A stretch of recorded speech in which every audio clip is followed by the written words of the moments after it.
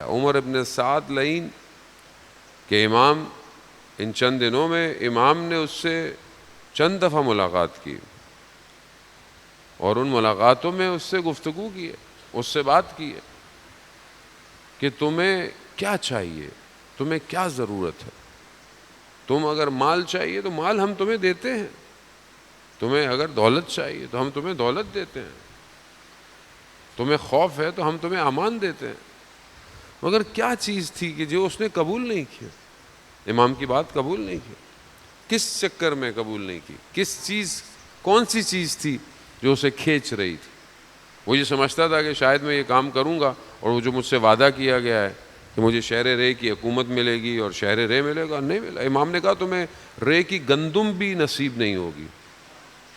اور یہی ایک وجہ ہے جس کی وجہ سے آپ دیکھیں کہ عمر ابن سعد جو ہے وہ سے دیوانہ ہو گیا، وہ ختم ہو گیا اس وقت۔ تو جو امام کو چھوڑ کر کسی بھی طرف جائے گا اس کو کچھ ملنے والا نہیں ہے۔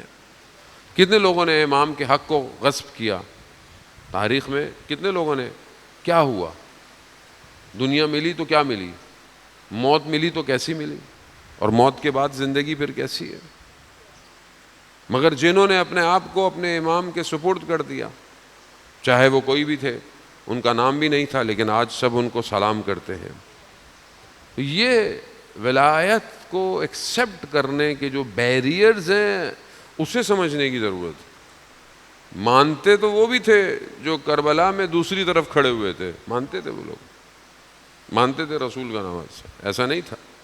نمازی بھی تھے، نمازیں بھی پڑھتے تھے، سب کرتے تھے، کلمہ گو تھے۔ مشکل کیا تھی؟ وہ مشکل وہی ہے کہ یہ جو دنیا ہے یہ مختلف صورتوں میں انسان کو دھوکہ اور فریب دیتی ہے۔ ہر شخص جتنا اس کی طرف کھنچا چلا جاتا ہے اور پھر یہی ہوتا ہے۔ امام خمینی رضوان اللہ تعالیٰ علیہ اپنی کتاب جہاد بن نفس میں واقعہ بیان کرتے ہیں کہ ایک عالم دین کا، دو علماء کا واقعہ، ایک مجتہد بن گئے، بڑے عالم بن گئے، ایک ان کے ساتھی تھے، کلاس فیلو تھے، ہم مباحثی تھے، لیکن وہ جو دوسرے تھے ان کا زندگی میں آخری وقت آیا، مریض تھے، تو وہ جو مجتہد تھے ان سے ملنے گئے اور ان سے کہا کہ بہرحال میں آپ کی خدمت میں آؤں۔ تو وہ جو شخص بستر مرگ پر ہے اس نے کیا کہا خدا نے یہ کیا کیا میرے ساتھ؟ خدا نے میرے ساتھ، ہم دونوں ایک ساتھ پڑھتے تھے، تم مجتہد بن گئے اور میں ایسے ہی جا رہا ہوں۔ یعنی موت کے وقت کفر اختیار کر رہا ہے، عالم ہے، پڑھ رہا ہے، کیوں؟ امام خمینی فرماتے ہیں کہ ایک نقطہ ہوتا ہے قلب میں، ایک ڈاٹ سیاہ، اگر آپ اس کو خوراک دیں گے تو یہ جانور کا منہ بن جائے گا اور یہ آپ کو نگل لے گا۔ یہ بیریئر ہے کہ اگر ہم اپنی زندگی میں متوجہ نہیں ہیں کہ ہماری زندگی میں کوئی ایک چیز اندر نفس کو خوراک دیتی رہی تو ہمیں ایک دن اس جگہ پہ لا کے کھڑی کر دے گی۔ تاریخ بھری ہوئی ہے ایسے لوگ کہ آپ کے سامنے